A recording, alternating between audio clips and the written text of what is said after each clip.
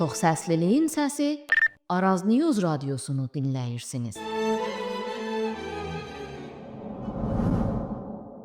Əziz Araz News dinleyicileri, selamlar. İran rejimi ve Amerika-İsrail koalisyonu arasındaki savaşın 6. gününde bölgedeki gelişmeler çok hassas bir merhaleye taşındı. Dünen Mart ayının 5'i savaşın 6. gününde Azerbaycan Cumhuriyeti'nin torpağında Naxçıvan havalimanına yönelik SİHA hücumu gerçekleşti.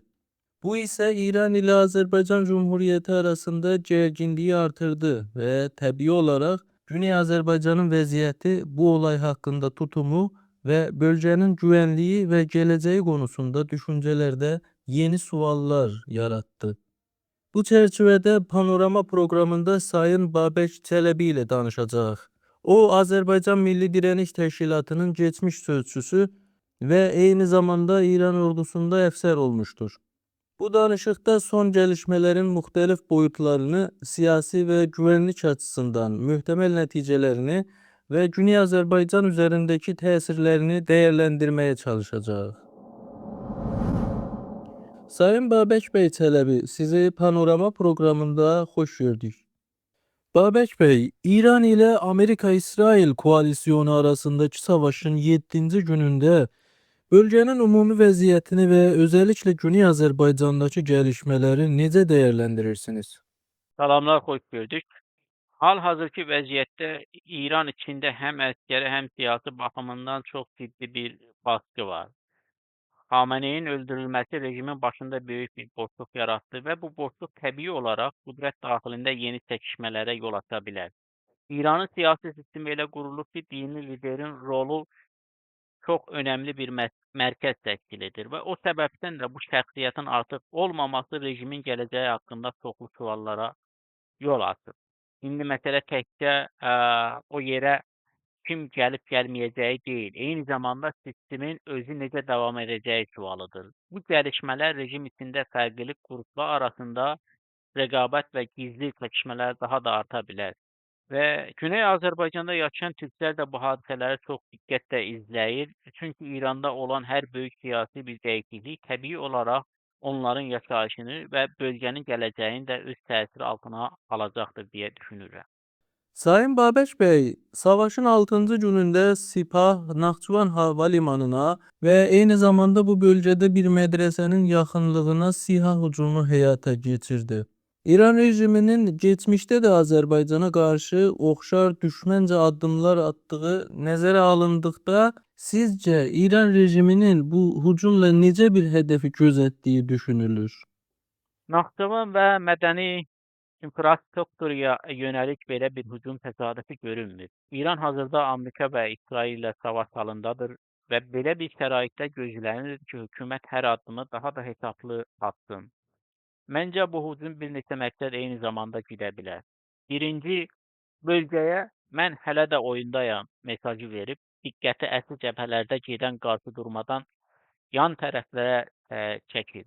Rejim özünə qarşı artan baskı şəraitində risk sahəsini genişləndirib, qarşı tərəflərin hesablamalarını çətinləşdirməyə çalışır. İkinci, bu hücum Azərbaycan üzərinə psixolojik baskı salmaq üçün edilə bilir. Məqsəd Azərbaycanda qorxu və nigarançılıq yaratmaq və biz hər yerə zərbə vura bilirik mesajı verməkdir. Bəlkə də Güney Azərbaycan, 35 milyon Güney Azərbaycan türkünün qorxusundan da bu addımı atmışdır. Üçüncü, Naxçıvan kimi həssas bir nöqtəni hədəf almaqla bölgədə güvənlik balansını sarsıda bilər və Türkiyə Azərbaycan kimi soruların reaksiyasını yoxlamağa çalışa bilir. Bu eyni zamanda sərhəd boyunca yeni risklər yaratmaq çabası kimi də görülə bilir. Hücumun məktəb yaxınlığında baş verməsi məsələyə də daha da ağır bir rəng qatıb. Bu fakt göstərir ki, belə əməliyyatlarda sivil əhalinin, mədəni əhalinin güvənliyi ya kafi dərəcədə nəzərdə alınmayıb, ya da ikinci plana atılıb.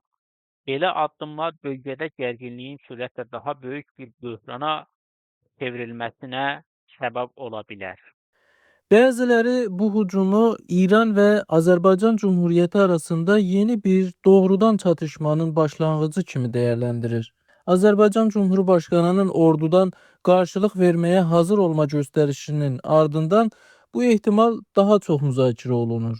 İran ordusunda təcrübənizi nəzərə alaraq möhtəməl bir gərginliyin böyüməsi halında Azərbaycanın hansı hərbi və ya siyasi seçənəkləri ola bilər? Əgər İran ilə Azərbaycan arasında gərginlik daha da artsa, Azərbaycan təbii olaraq öz torpağını və sivil əhalisini qorumaq üçün tədbirlər görəcək. Bu tədbirlər bir neçə səviyyədə ola bilər. Əskəri baxımından sərhəd bölgələrində savunma gücləndirilməsi, hava müdafiə sistemlərinin fəallaşması kimi və həssas infrastrukturların qorunması əlbəttə ki, Azərbaycan üçün önəmli olacaq. Eyni zamanda Azərbaycanın siyasi və diplomatik imkanları da var. Beynəlxalq meydanında bu hücumu gündəmdə saxlamaq bölgə ölkələri ilə birlikdə həmahəng şəkildə hərəkət etməsi və gərginliyi daha da böyüməməsi üçün siyasi yolların axtarılması gözlənir.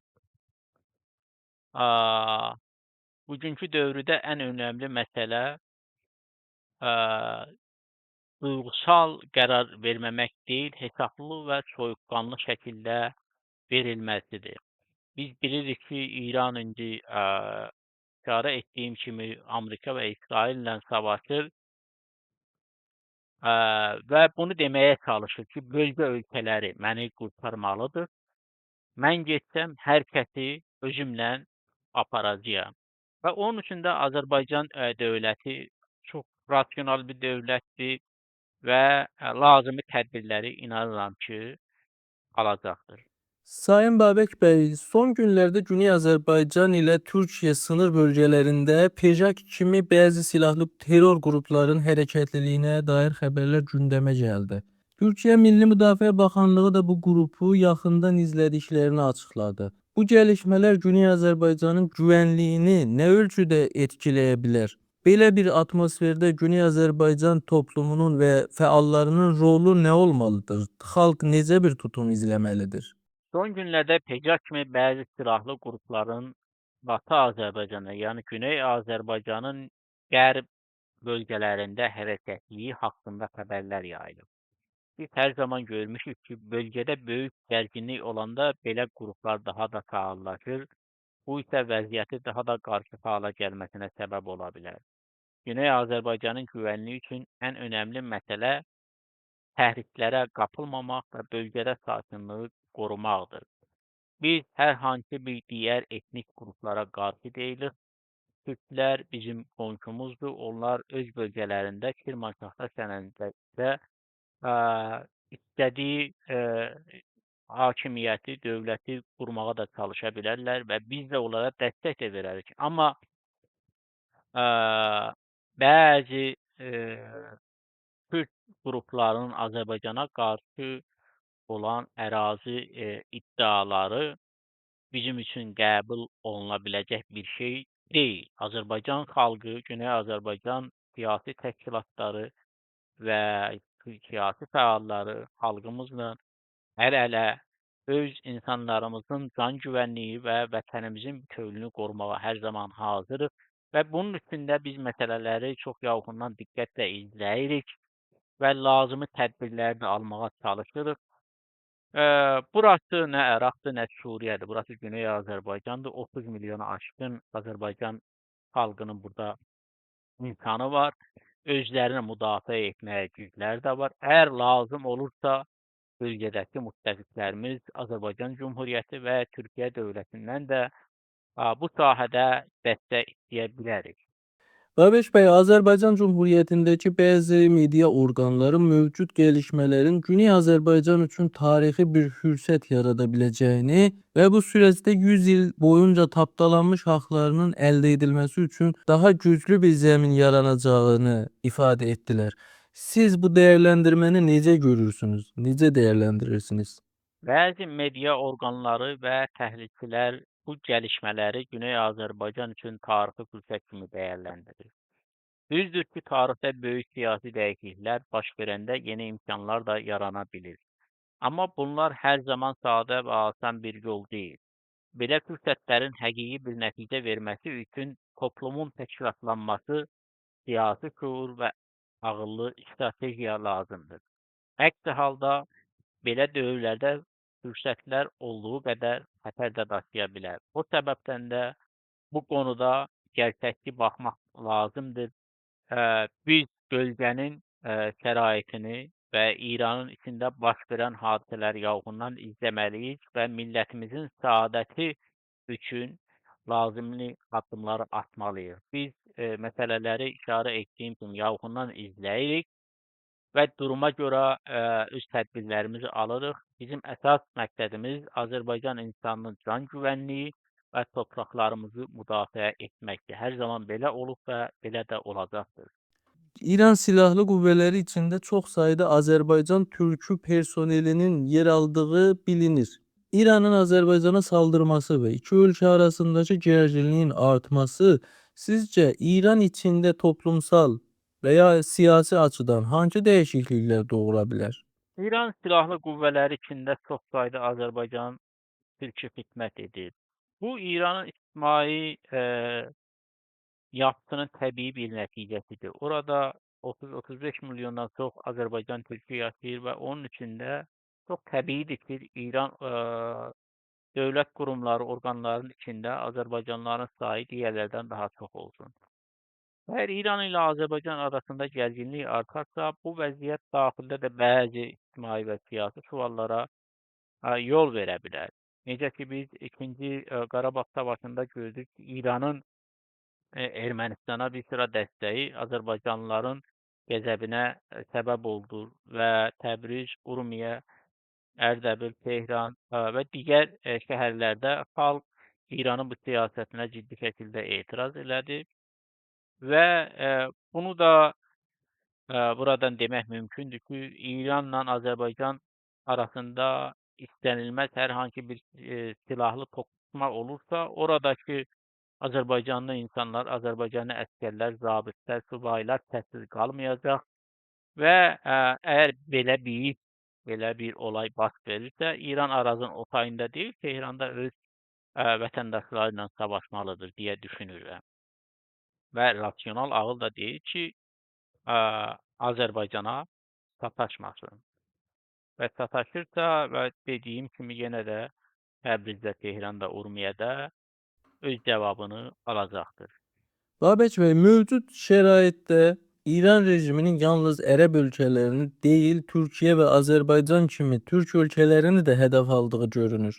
4 Mars'ta İran'a ait bir raket Türkiye'nin Hatay ilində məhv edildi. Sonraki gün Naxçıvan SİHA hücumunun hədəfi oldu. Bu çərçivədə özəlliklə Türkiyə və Azərbaycanın Güney Azərbaycan bölgəsinin güvənliyi və istiqrarı açısından rolu necə dəyərləndirirsiniz?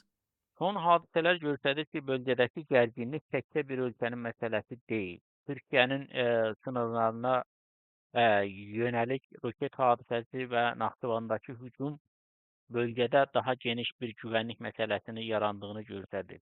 Türkiyə və Azərbaycan bölgədə önəmli siyasi və əskəri ölkədir və onların koordinəli şəkildə hərəkət etməsi bölgənin güvənliyi üçün olduq dərəcədə önəmlidir.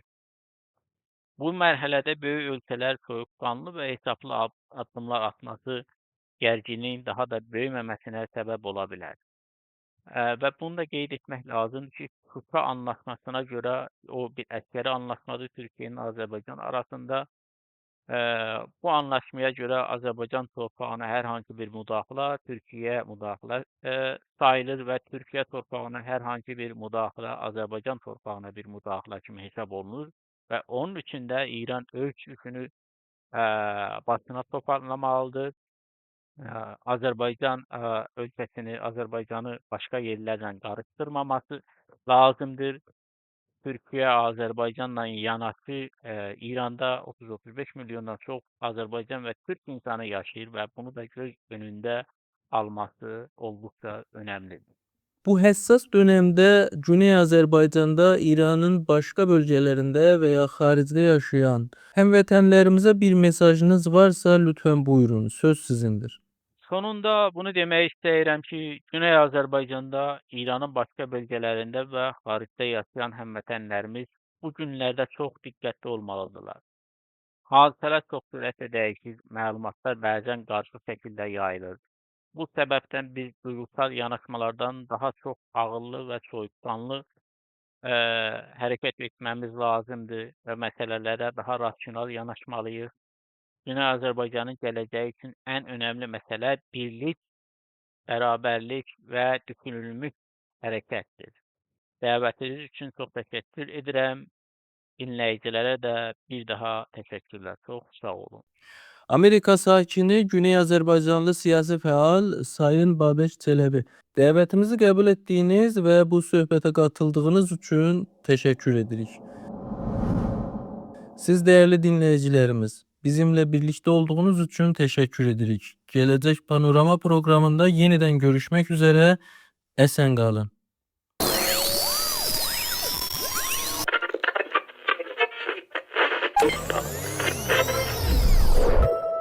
Çox səsliliyin səsi Araz News radiosunu dinləyirsiniz.